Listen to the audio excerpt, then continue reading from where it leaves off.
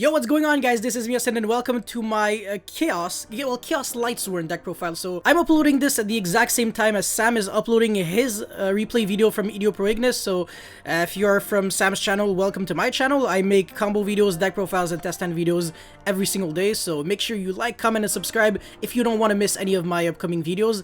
And yeah, let's just jump right into the deck profile. So the first thing that you can see is I'm playing 3 Levineer and 3 Chaos Creator. So I'm going like really heavy and ham on like the Chaos cards because I think they're extremely high ceiling. I mean, Levineer just has like one of the most overpowered effects like I have ever seen in Yu-Gi-Oh! In a while, honestly. And Chaos Creator is literally on the same level of insanity because you only need to banish 2 monsters for it, 1 light and 1 dark. So same summoning condition as Blackluster Soldier and Void of the Beginning. Levineer, you can actually choose between light or dark, or light and dark, like you can do like a mix of both, and it gets an effect depending on which combination of cards. So if you go for triple dark, which is like one of the ideal ones turn 1, you rip any card from your opponent's hand like randomly, so you don't look at them, but like it gets shuffled back into the deck. If you banish 3 lights to summon it, you actually get to revive any monster from your grave, but in defense, so you can't revive back a Link. And also, it doesn't negate the effect of the monster that you summon, so there are a lot of really cool monsters that you can just bring back and then use their effect again, such as Lumina. You can abuse the effect of Lumina like 4 times sometimes in one turn, it's crazy. And the light and dark effect is like the worst one turn 1 because you can't use it, but it's really good when you're going second. It allows you to destroy 2 cards on the field without targeting.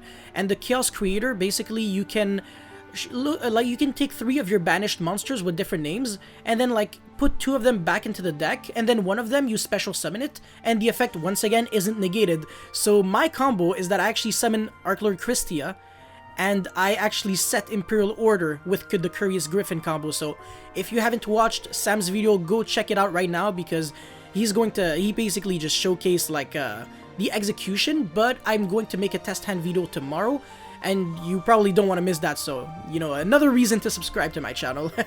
But yeah, Chaos Creator was a huge boost for the deck, and I wouldn't play like Traden, even though you are playing quite a few level 8s, it's just bricky. That's why I also removed the Solar Recharge. I used to play it, but I don't play it anymore because if you do have Lightsworns, usually you don't really want to discard them. Kind of want to keep them in the hand. If you have like double Lumina with a Lightsworn in the grave, you just go like Lumina, pitch Lumina, revive back Lumina, pitch another card, revive back like the Raiden, for example. You don't necessarily always want to like discard them, and also you don't necessarily draw them all the time because you're not playing that many Lightsworns, and obviously you're not trying to draw Wolf. that's the Garnet of the deck, basically. So yeah. Anyways, I'm going to explain the Lightsworn ratio soon enough. Anyways, the other new card is Chaos Valkyrie. Oh, Valkyria, actually. Chaos Valkyria. So basically, you get to special summon it from the hand. Unfortunately, unlike Chaos Creator, I believe, yeah. Unlike Chaos Creator, this card, Chaos Valkyrie, is actually an activated effect in the hand. It's not like an inherent summon, meaning that you can, even if you draw 3 Chaos Valkyria, you're only allowed to special summon 1 per turn. And basically, you can banish any light or dark to summon it. And when it is banished, the Chaos Valkyria, you get to take your any light or dark monster from your deck, send it to the grave. However, you are not allowed to use like its effect or any effect of a card that has the exact same name for the rest of the turn, but that's not a problem since we actually send the Archlord Christia that way when Chaos Valkyria is banished, and then we find a way to banish Christia and then revive it back with Chaos Creator. However, if we don't have access to Chaos Creator, no problem at all, because we just keep Christia in the graveyard, and then we revive it back with the triple light effect of Levineer.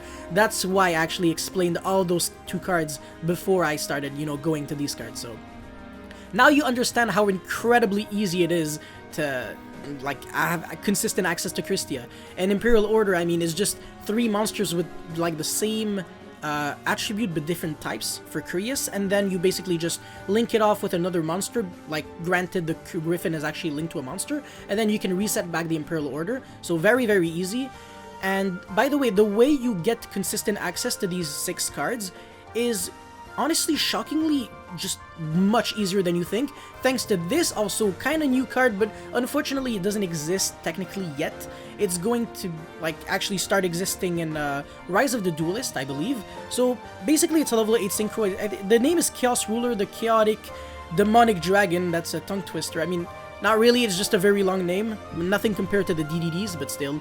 So basically, if it is synchro summoned, you get to take the 5 cards on the top of your deck, you excavate them just like the Adamantipator monsters work, and also you get to grab a light or dark monster from your from the excavated 5. You get to keep it in the hand, and the 4 other cards, they are sent to the grave. And if you obviously get no light or dark, well, all the 5 cards are sent to the grave. However, it also has another effect. So once per turn, when it is in the graveyard, you can banish 1 light and 1 dark monster from your hand or grave to revive it back from the grave to the field. However, it is banished when it leaves the field, but that's not really a problem because we can easily just use it as an Xyz material for like a rank 8 like Harbinger. So not really a nuisance, not gonna lie. It's not too bad. You basically just abuse this card every single turn. It's very disgusting. This deck is insane. I really do believe that this deck has the potential to be tier 1. Basically, we're just waiting for a ban list. However, I do believe that this engine on its own, like the engine, is already tier 1. It really is that good. Like, it's extremely powerful. So many cards are just absolutely insane. And also, it was just after like a couple of hours, like I think 7 or 8 hours of practice in theory, but that's it. Like, I usually playtest for at least like 30 to 40 to 50 hours before like actually being like committed, like before I can say I am committed into a deck. So this is just like the beta version, as I explained to some friends. It's not really something that you should like copy and just honestly you should take this and work from there and actually try to improve, because there are still a few ratios that definitely need some more tweaking. But anyways, let's just keep moving forward. As you can see, I'm playing White Dragon, Wyver Buster, and Black Dragon Collapse Serpent. These do not deserve any explanation. They are very, very good in the deck because you actually get to use their effects multiple times, even though they are limited and they only search like each other. Like the black only searches the white and the white only searches the black if they are sent from the field to the grave. So when you link summon, essentially, not when you Xyz summon.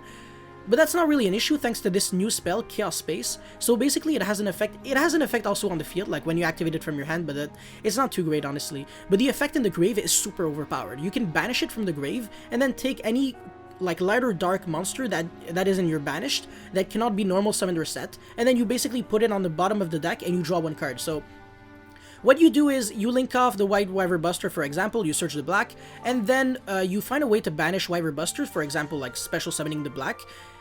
And then you have the Wyver Buster in the banished, so you use the effect of Chaos Space in the grave, you put back the Wyver Buster on the bottom of the deck, and then after that you can just draw a card, and then when Black Dragon Collapse Serpent leaves the field, you're going to search Wyver Buster, and then you can kind of just keep looping stuff like that, because you can also banish the Collapse Serpent after that with like anything like Chaos Creator, and then shuffle it back again into the deck. So it really is like an infinite loop. This deck is very, very good at grinding as well, because Chaos Creator just puts back the banished cards into the deck and special summoning a monster every single turn. It's not like Levinier, which is just like special summon a monster when it is summoned, so you don't really have like any way to like keep recurring like threats and card advantage. Chaos Creator is definitely what the deck seriously needed. I'm just so glad that Konami actually just printed a card this powerful, because it saves the deck, honestly. So yeah. For the dangers, I decided to go quite not heavy at all. So just 1 Nessie, 1 Snake, 1 Jackalope, 1 Moth, and 1 Chupacabra. 1 Chupacabra and 1 Moth. So these 3 are the obvious ones because they're the guarantees. So regardless of the rest of their hand, whatever, you know that they are guaranteed special summons. However, Chupacabra it's like the best one out of all the not guarantees one, because if you mail any danger, Chupacabra instantly becomes like a guarantee, because if it gets sniped, then you just revive any of the other dangers that you mailed and you're good. But Mothman, it's just good because this deck actually likes the graveyard, but it can help the opponent a lot, so it's not that great. If anything, you could even play a second Chupacabra. I'm just not a big fan of playing multiples of dangers, especially when they're not like too great. Like obviously if Snake, Jackalope, and Nessie were like at 2 or 3, which obviously Konami's not gonna unlimit them anytime soon because they're very powerful cards, but if they were, I would play 2 and 3 of them. So yeah. For other extenders, I played Photon Thrasher. When you play extenders in this deck, you gotta make sure that they are light or dark, otherwise they just sit in the grave and do nothing. So yeah, Photon Thrasher is just, I feel like it was one of the best ones.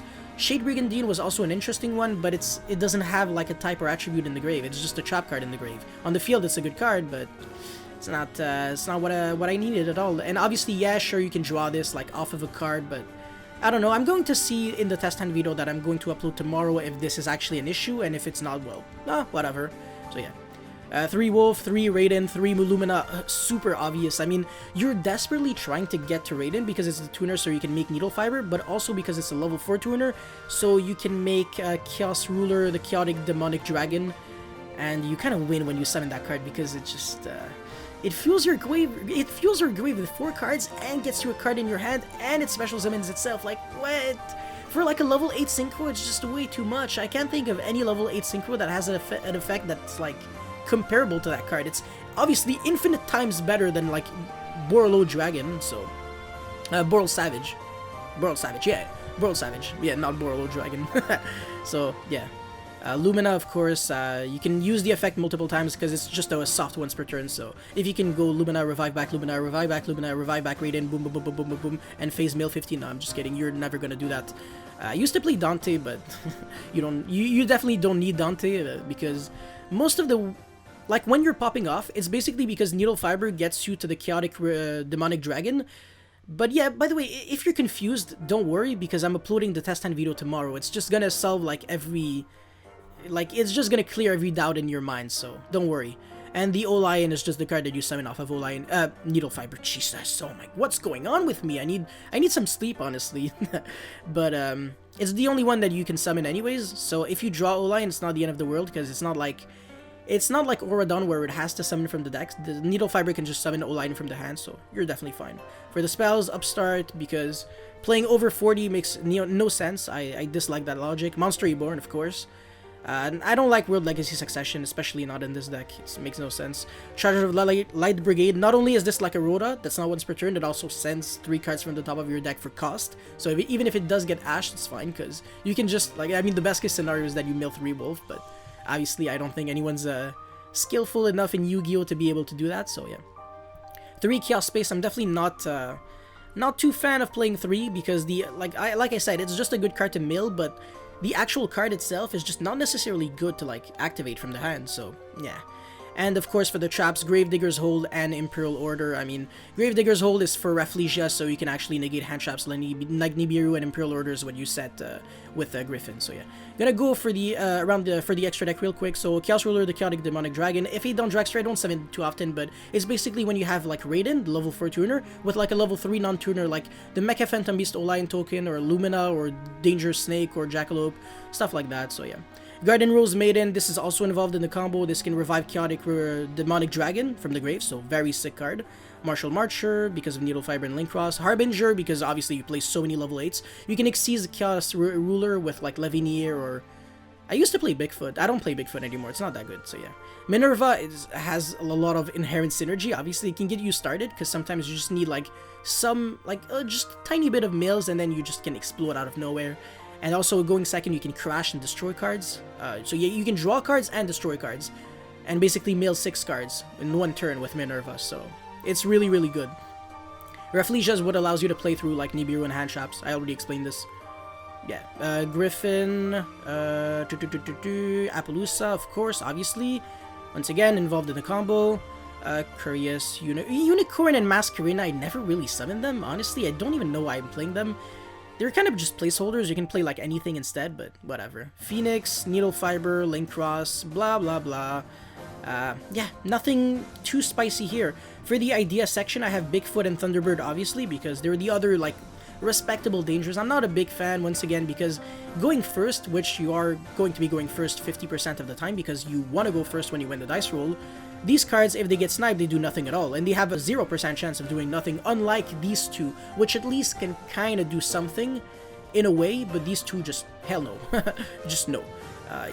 Chaos Betrayer is a good card to mill, but it's not a good card to draw because it does nothing in their hand, only in the grave. It's a good card to send with Chaos Valkyria, but I don't know, right now I'm just putting in the idea section. I tried to test with the card and it was a bit too win-mori, if that's a term. Yeah, Michael, you don't need it.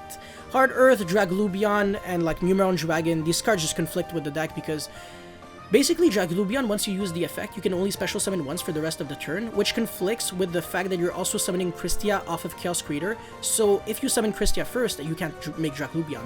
So if you make Draclubion first, then you can't summon Chaos Creator into Christia. Well, I mean, even if you already had the Chaos Creator on the field, you can't revive back the Christia from the banish. So you see how this is a problem? Yeah, don't play Draclubion in Hard Earth. Also, it uses like 3 or 4 spots in the extra deck. Definitely not worth it.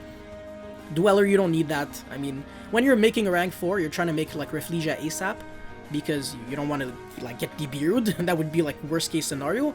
But even Nibiru isn't like a problem, because your 5th summon can be Appaloosa, and after that you can still go like Levineer, revive back Christia if you're like that scared of hand trap. So really not the end of the world, honestly.